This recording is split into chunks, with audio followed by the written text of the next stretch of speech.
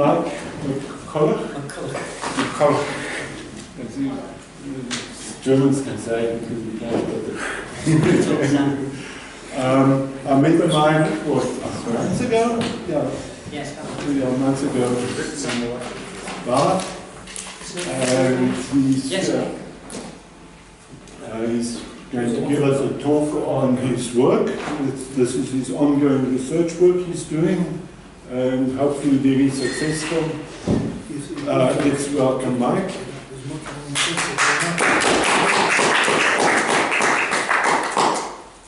Well, thank you for inviting me.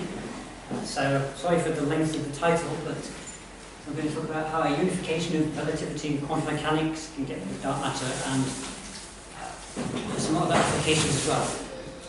So I'll talk about the problem that stimulates me, which is galaxy rotation. I'll show why dark matter is not good enough to explain this. I'll talk about quantized inertia, which I've proposed. I'll show you a new derivation of it. And I'll talk about the M drive, other controversial things like the Woodward effect, and talk about applications as well. Okay, so the basic problem is that galaxies spin far too fast and they should fly apart. So here's a galaxy, this is Andromeda, and there's a star in it, spinning around, and it spins so fast that the centrifugal force on the star should push it out, and the force should be much greater than the force of gravity, attracting it back towards the centre, given the amount of visible matter we can see in the galaxy. Galaxies are obviously stable systems, they don't fly apart, so what astrophysicists tend to do is they add dark matter to the galaxies, extra mass that you can't see, supposedly, and they add it arbitrarily where it's needed in the galaxy to make it all fit together. So it has to be adjusted to fit every galaxy. So standard physics cannot actually predict galaxy rotation from first principles. They have to kind of fudge it. There is some reason to think that dark matter has been falsified. For example, there's something called Renzo's rule.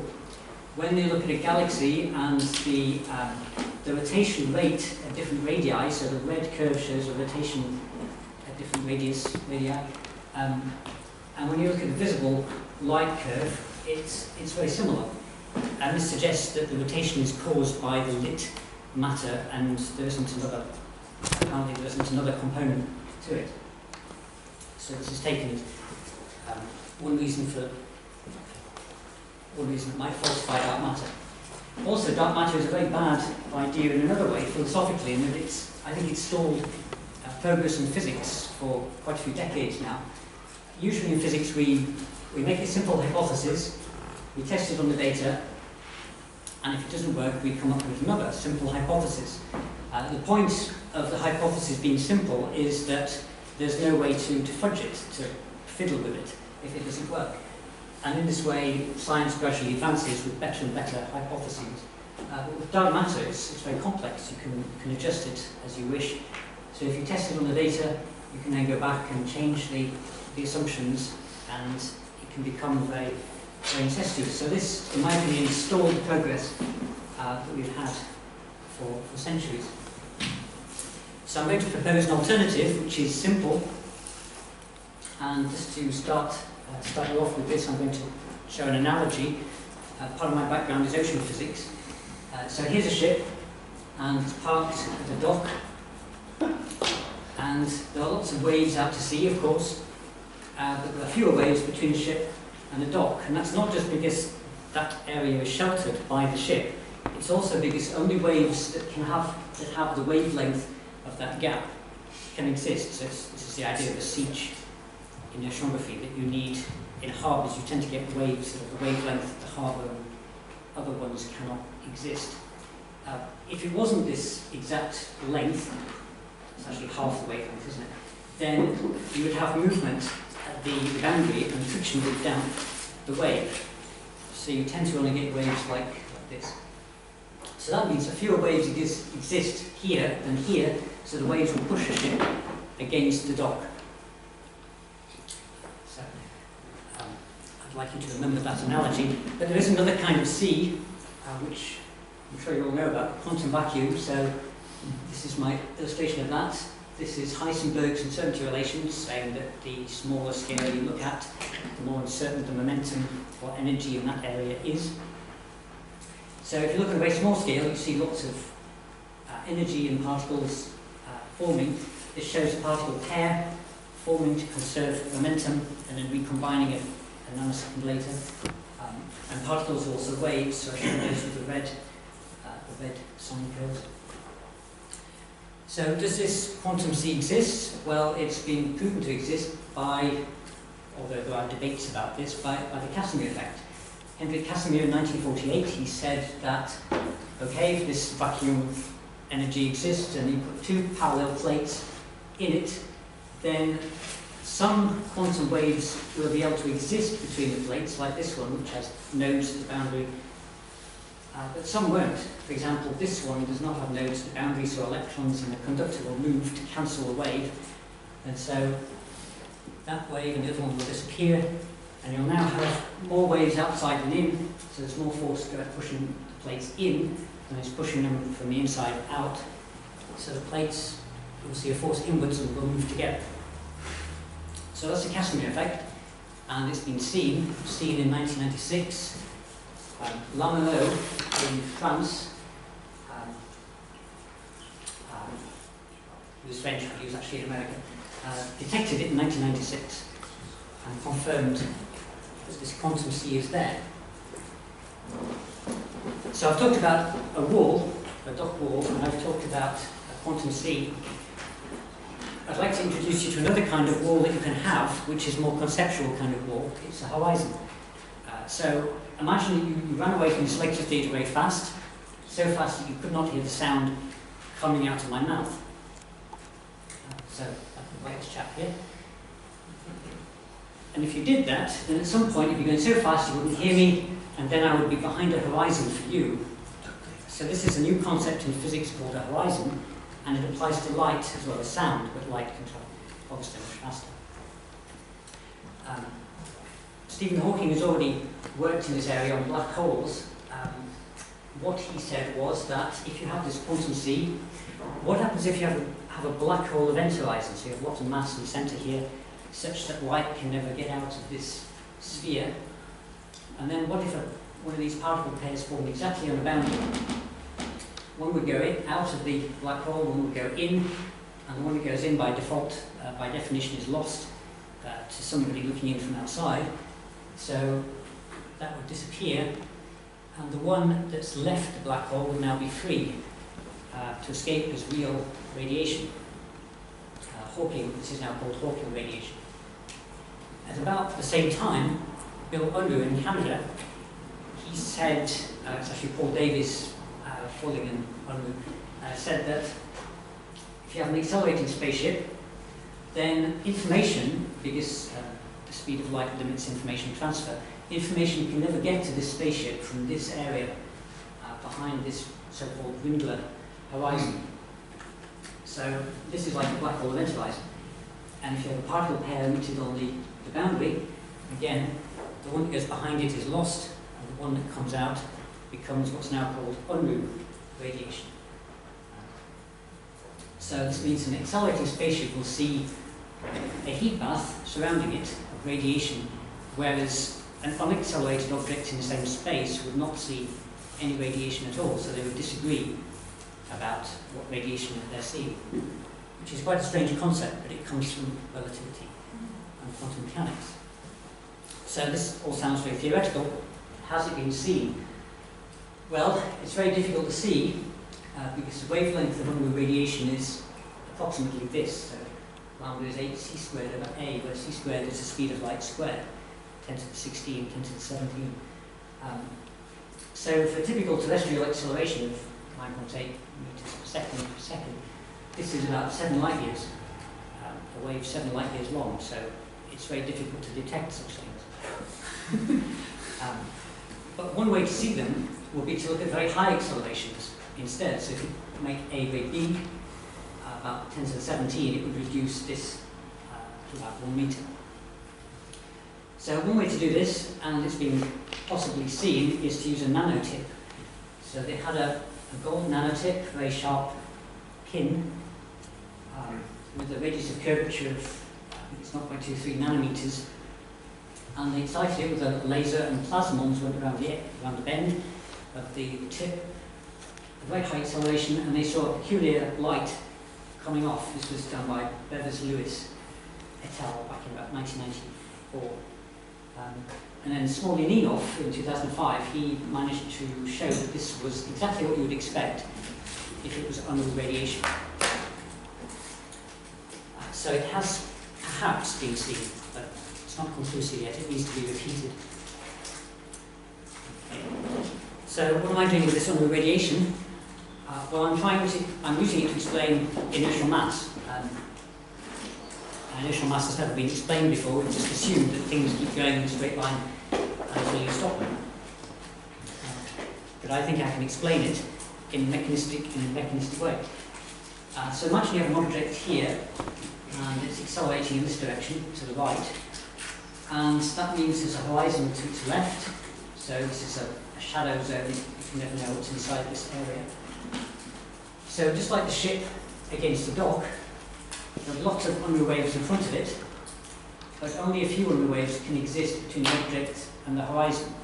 Only those nodes of the object and horizon. So there's a lot of waves on this side, not very much on this side, so there's a force pushing it back against its acceleration.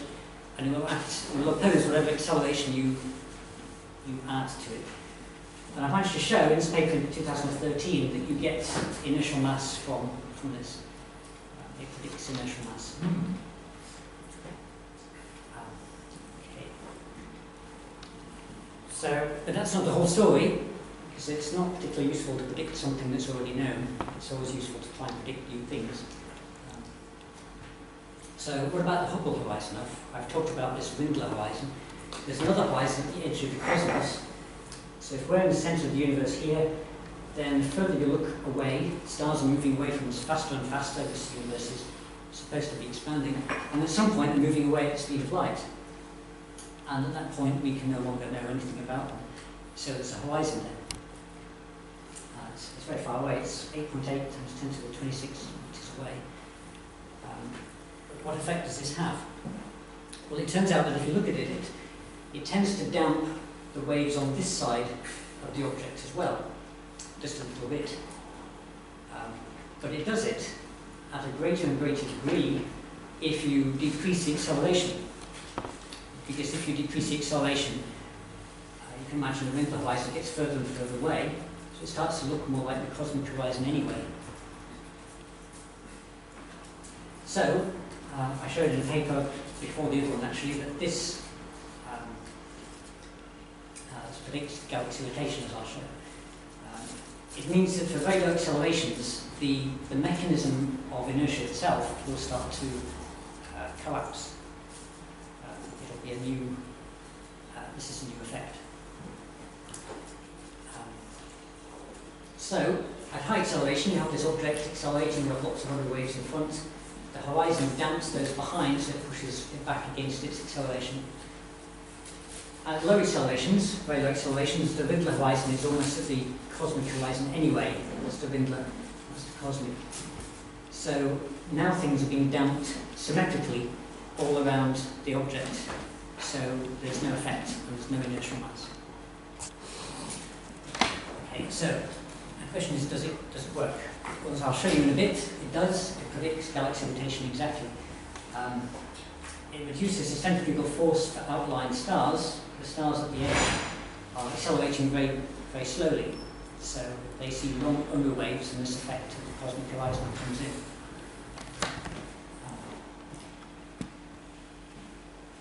So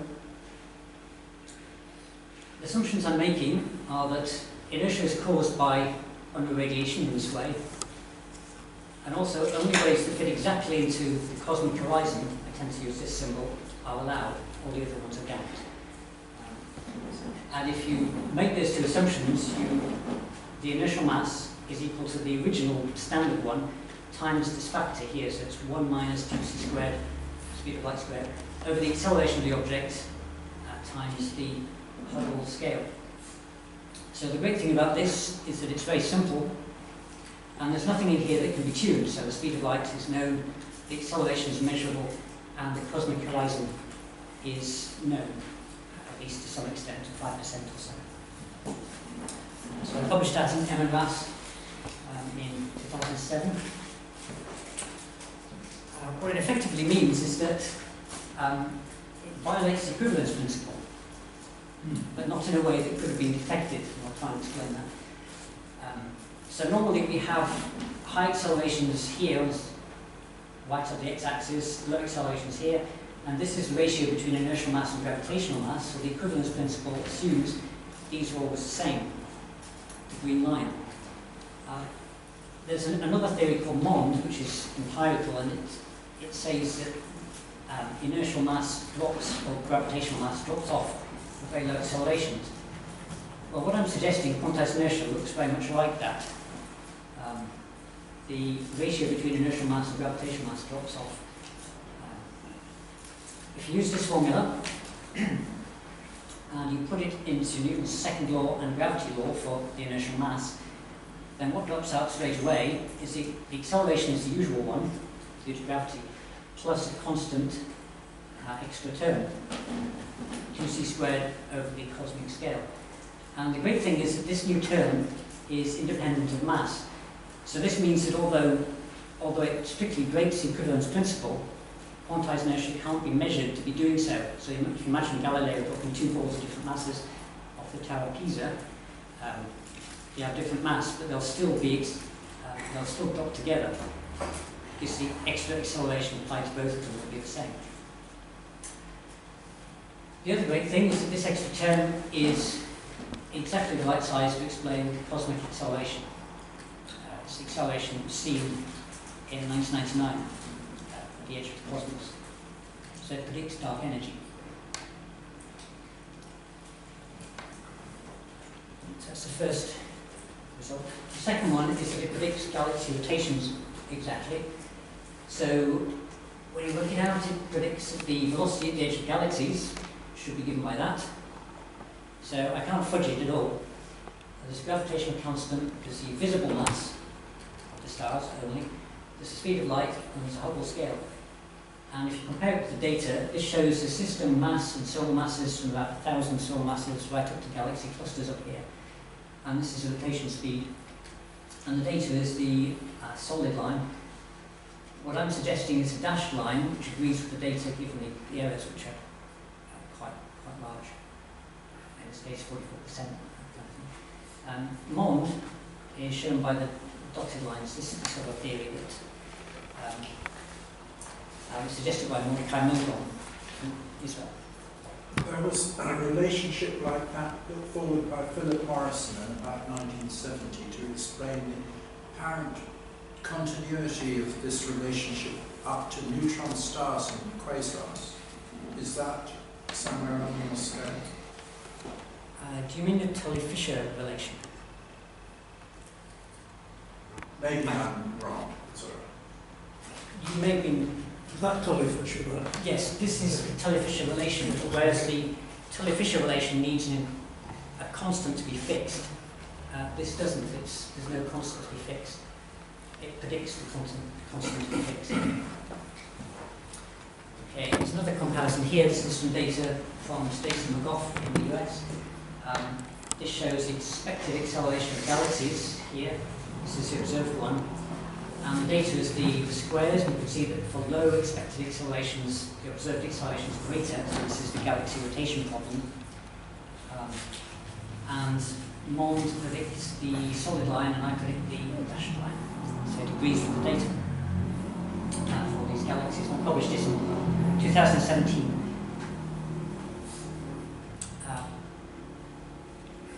But this is different from MOND. The new thing is that MOND needs an adjustable parameter to be set. As I said, you have to put a number in to make it work to fit the data. But I don't need to do that. Also, I predict this number, it's 2c squared over the Hubble scale, and if the universe has been expanding, then the Hubble scale was smaller in the past, so the predicted acceleration should be greater. So it makes a prediction that early galaxies should spin faster for the same apparent mass and it seems they did. So this is a, I actually submitted this to the journal Nature last year, and they rejected it, so I was making a prediction of this. And then 2 months later they published this paper, which had the data which proved that it actually happened. And you can see it here, very roughly. Acceleration goes up, and this is the redshift of the new galaxy. So it's a Me Too journal, Nature. Never publishes anything original. It is, it's become a Me Too journal. They're too scared to publish anything original. And then when something exciting comes out, they send the best people around trying to persuade you to publish it. So you should refuse. Yeah. in principle. Yeah. No, Nature's distorting science now. Yeah. Okay, so that's a prediction. So I can also, over the past 12 years, I've been going through various anomalies, testing the theory on them, and I can predict these things. So this is the scale of the phenomenon, this is the acceleration of it. So I can predict the cosmic mass, cosmic acceleration, other things, galaxy rotations. I've looked at pioneering flyby normals as well, and I can predict those. I'll come to the M drive in a minute in cold fusion. And the proton radius normal as well, which I won't have time to mention. Can I ask you, excuse me, I'm sorry, somebody else. Can I ask you what's your percentage of dark energy is the energy of the universe? Do you have a percentage? Oh, it's the same as what it's supposed to be. What is that? I mean, it changes all the time. Do you have an exact percentage? And at the moment it's 68.3%. Before that it was 74%. No, I don't have an exact percentage. Yeah, I just wondered if you could predict a precise value so we could test that. Yes, I could, but I haven't. It's 2c squared over theta, so whatever that is, that's my precise value. 2c squared over theta. Theta has about 5% uncertainty in it, I think. So. So the acceleration is about 2 times 10 to the minus 10 meters per second. So it's very small. Okay, so this is brand new. This is an attempt to derive the theory from in a different way, a more elegant way. So from the uncertainty principle, as you can see, so there's the uncertainty principle. For photons of under radiation, you can assume that the energy is momentum times the speed of light. So you can change this P to an E, you get a C on the other side. And then it shows you that the uncertainty in energy is greater than or equal to h bar CO2 times dx, so that's the uncertainty in position. So the great thing about this is that I'm going to allow relativity to decide the uncertainty in position. Because as things accelerate more rapidly, the Rindler horizon comes in closer, and the uncertainty in position reduces, because the object can't see as much space as it could before. And then I'm going to assume that the energy, dE, can become real. And I'll show that this produces this theory, quantized inertia. So the idea is that the object accelerates, the Rindler horizon comes closer, and so dx reduces on this side of it, whereas on the other side, dx is much larger, because all it's got is a cosmic horizon, which is very far away, so the uncertainty in position is very large. So if you now work out the difference in energy between the left and the right, which can be converted to a force to push the particle around, you get something that looks like that. And then since E equals mc squared, you get that formula. But recently, I did this in a previous paper, but recently somebody suggested that instead, what we should do, instead of using the distance between the particle and the horizon, we should use the length of the horizon, the half width of it, if you like. And it turns out that if you do that instead, you get exactly the right answer. So this makes kind of sense because you're talking about photons being emitted from a horizon, but you don't know where along the horizon it's being emitted. It could be anywhere along it, so there's some physical backing for that. So if you do that, you get this formula using the under temperature for A. You can get this, and then you can probably see where this is going. That's going to turn into an M. So quantized inertia comes out with the uncertainty principle if only you allow relativity to determine what dx is. That's all you have to do, and you get this formula, which is the one I had before. So I've submitted this to Modern Physics Letters A. So just to try and explain this pictorially, if you have an object here that's accelerating to the left, then it will have a kind of envelope that looks like the solid curve. So behind it, it will have a Rindler horizon close to it because it's accelerating. And then round here, it will have the cosmic horizon very far away. So a bit like a lozenge shape. Because of the uncertainty principle, whenever you have a big uncertainty in position, you have to have a small uncertainty in momentum and vice versa. So the lozenge for momentum uncertainty is going to look like a mirror image of the position line. So it looks like the dashed line here. So this means that statistically it's more likely that the particle is going to quantum jiggle that way, in exact opposition to its acceleration.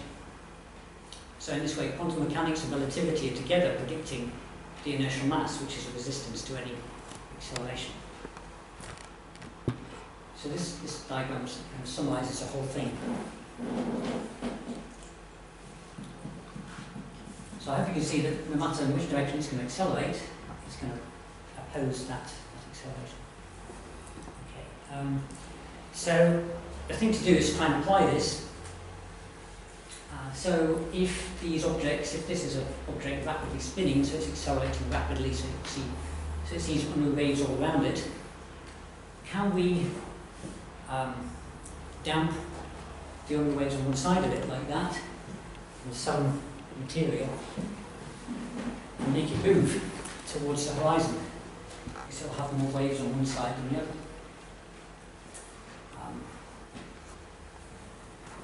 So I think we can. In a sense, the Casimir effect already does this. You have two plates, waves outside, no waves inside, so you have a force pushing them together, quantum force. Now if you imagine a variation of this, you have a V shape. So you've got more waves outside. In the V, there's kind of a quiet zone. You should now have a force pushing it this way, to the right. And then if you invert it, if you put a lot of energy into the V shape, you put microwaves in or something, then it should go the other way towards its narrow end. So something like this may have been seen by an engineer that you may have heard of, Roger Scheuer. He found around about 2001 that if he got a copper cone like this and put microwaves in, then it moved towards its narrow end in a way that it really shouldn't. It should conserve momentum, but can't move something just by making things bounce around inside that object without something coming out. So it could still be an experimental error, but this has been verified by NASA twice.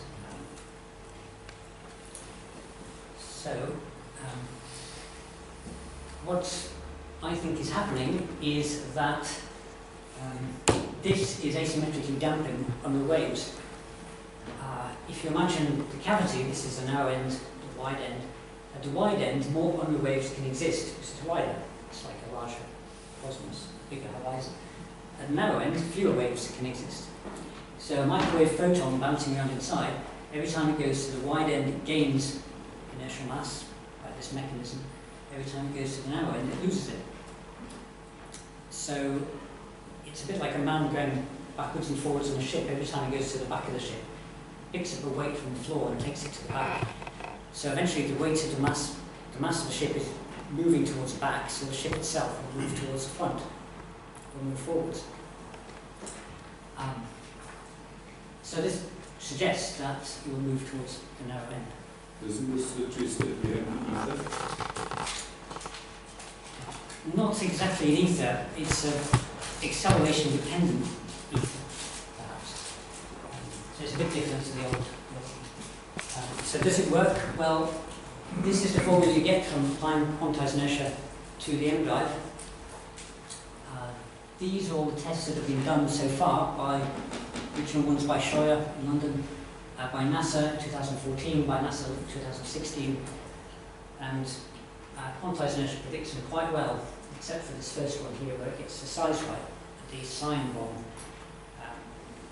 And Scheuer is always very confused between thrust and acceleration, so I think this could be a misunderstanding between my understanding of his paper. But if you look at the other ones, 147 millinewtons of thrust, I predict 149, 7.3. The NASA ones have much lower thrust, but I predict them fairly well. So it works quite well. There's also something, a chap in California called James Woodward has been experimenting for about 20 years on what's called the Woodward effect, or the Mach effect thruster. And what he tends to do is he has a piezoelectric ceramic here. He puts an AC signal into a capacitor around it to make it vibrate. And then at one end he has a large brass cap, and the other end he has a small brass cap, a thin one. And he sees thrust towards the large brass cap. He can't predict it though. He's got a theory as well, but his theory suggests that the force should be frequency squared times the length times the power in. But he predicts 0.05 micronewtons, whereas the actual observation is 50 micronewtons. But if you apply quantum mechanics to this, it's very easy to do. That's accelerating, so it's seeing underwaves.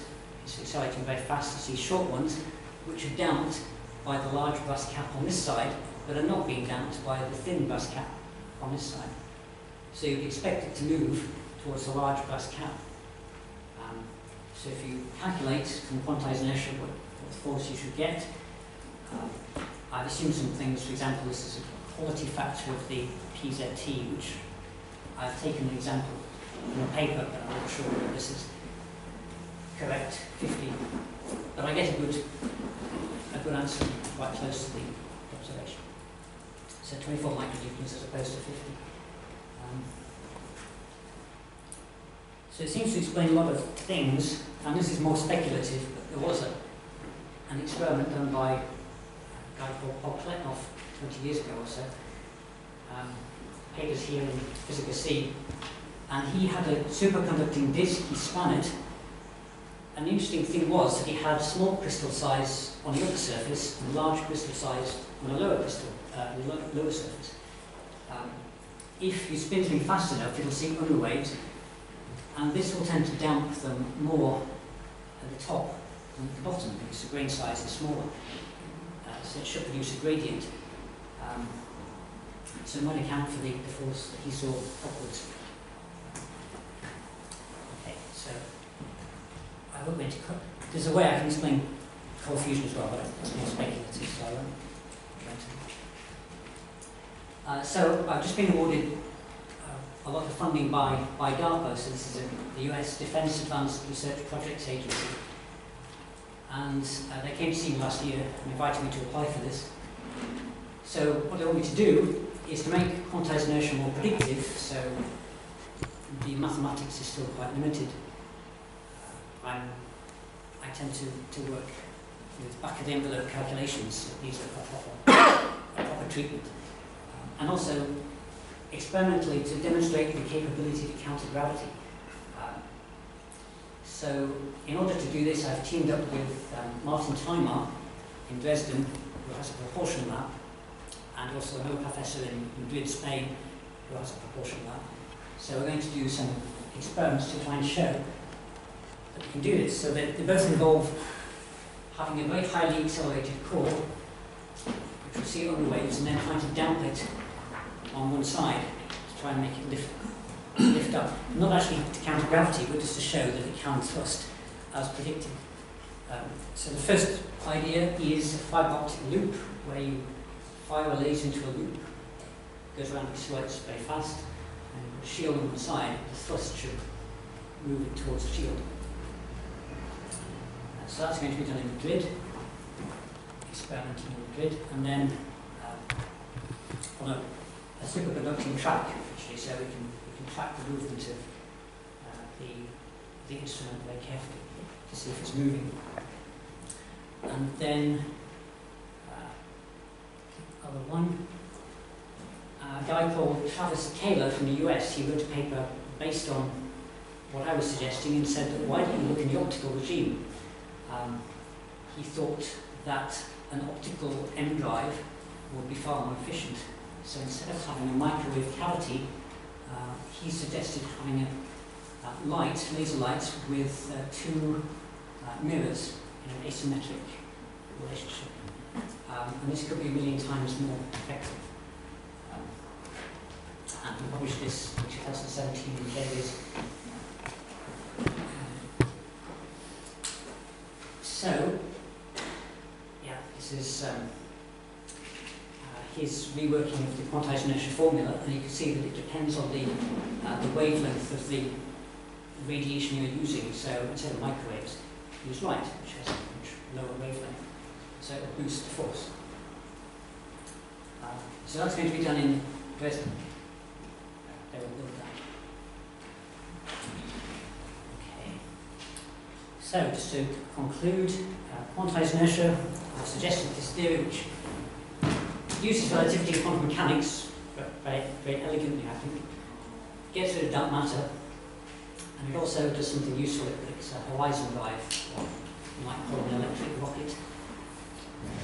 So, thanks for listening.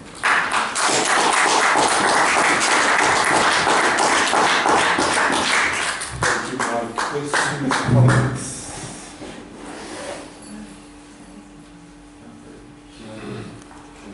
This is meant facetiously, but has anyone ever called you Scotty?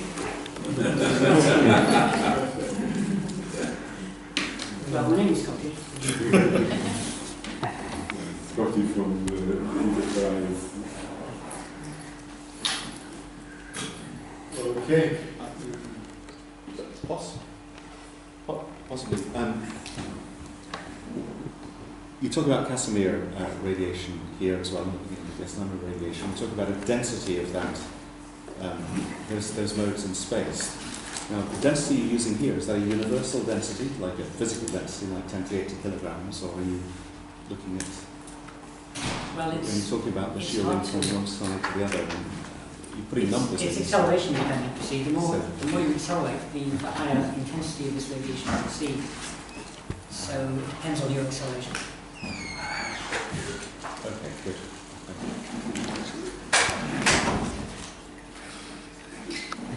Any more comments? So how far could one do this classically, do you think? How much does it need to be quantum? Oh, I've not been asked that one. Because, you know, Well,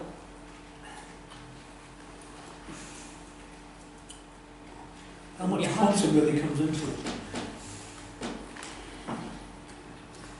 so you're suggesting, well, it needs a Heisenberg-Uncertainty relation to give you the quantum vacuum. You could use a kind of ether instead, I suppose, but then There's two ways of looking at this. One can look at it as being an uncertainty. If you're looking at the Casimir effect, you're looking at the Casimir effect as being something which is two parallel plates in the vacuum with excluded states between them. However, if you look at it in terms of van der Waals effect, there you look at the quantum mechanics of an interaction between two things, two methods. Third method, if you look at it in terms of radiation, in terms of interaction, you're looking at photons travelling from A to B across something which is an emitter and then an absorber. Now, all of those are the same mathematics in terms of the way, well, close distances Casimir equals van der Waals, but in the long distance, if you take interactions, then those interactions follow the same functional form.